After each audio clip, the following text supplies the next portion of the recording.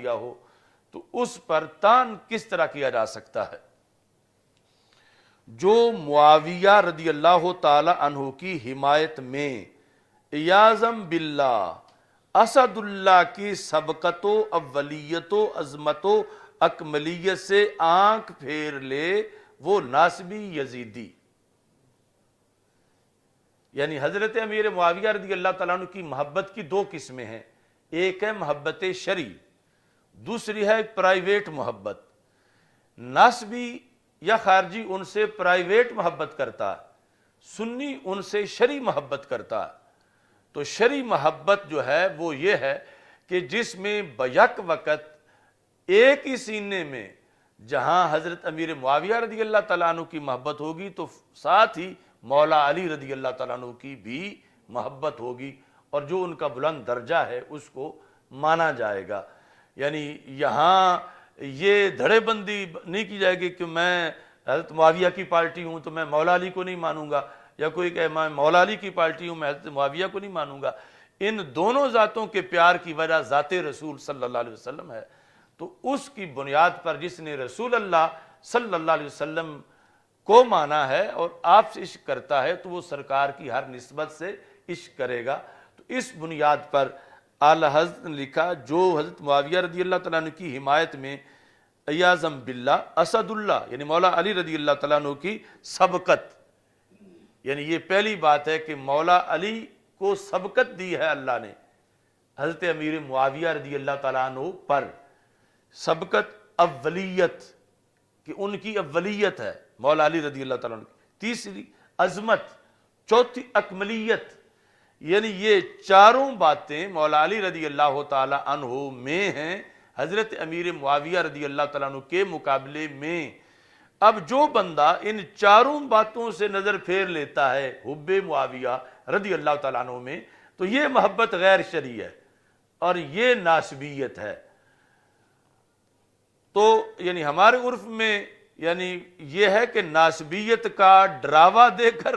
رافضیت لائی جاتی ہے، جس طرح وہابی شرک کا ڈراوا دے کر وہ بغض نبی لانے کی کوشش کرتے ہیں، تو ادھر جو ہے وہ یہ معاملہ ہے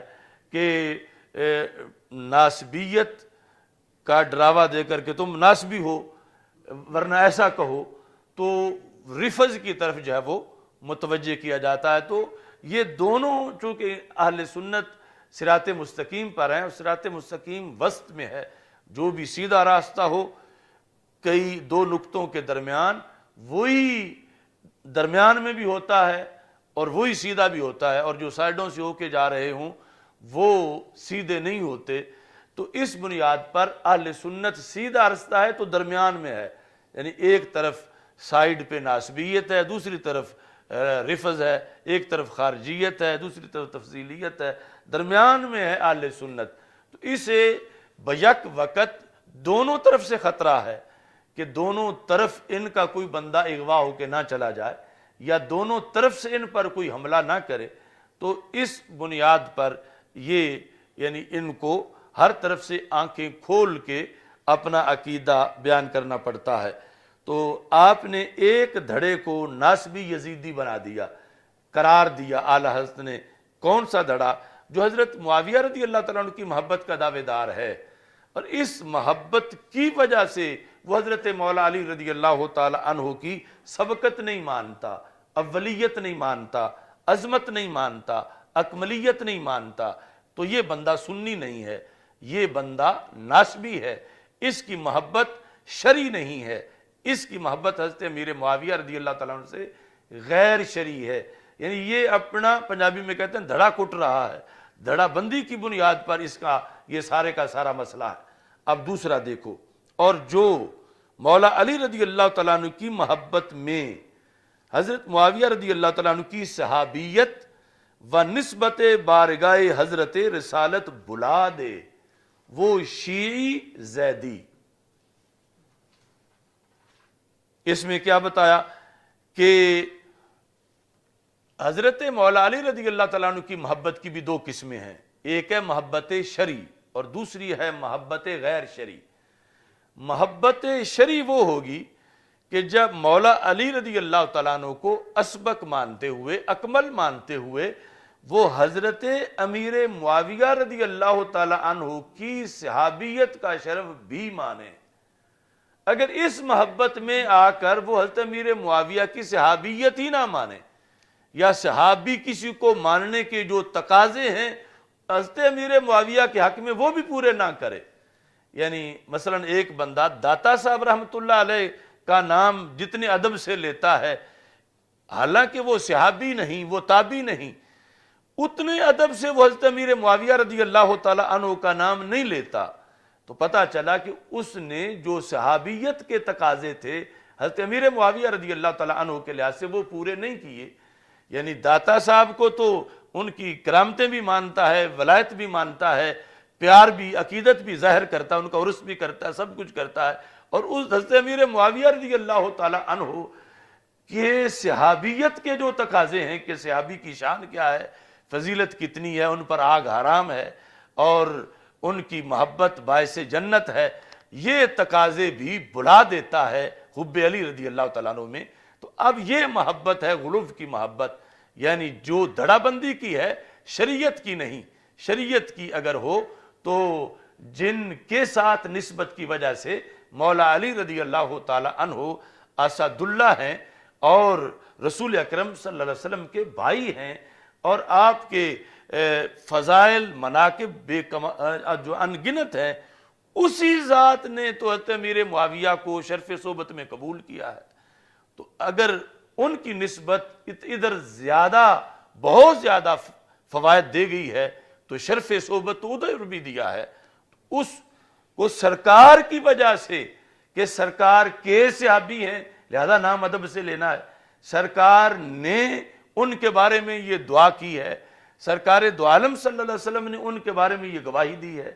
تو اب اگر حب علی سرکار کی نسبت کو بھی نہ ماننے دے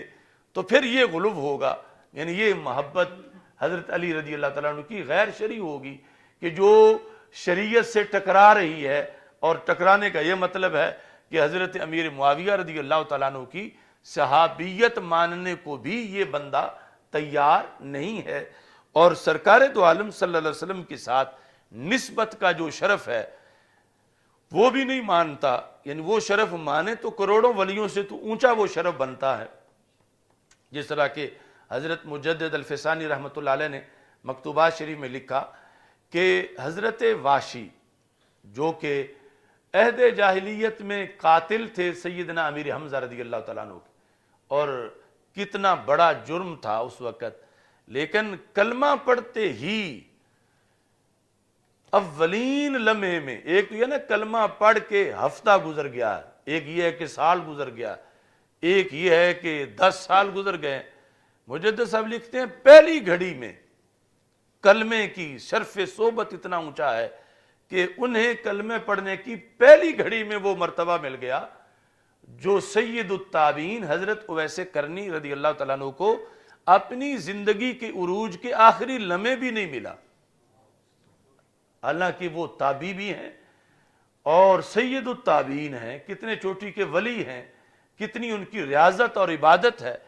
اپنی زندگی کے ولایت کے عروج کے آخری لمحے بھی انہیں وہ مرتبہ نہیں ملا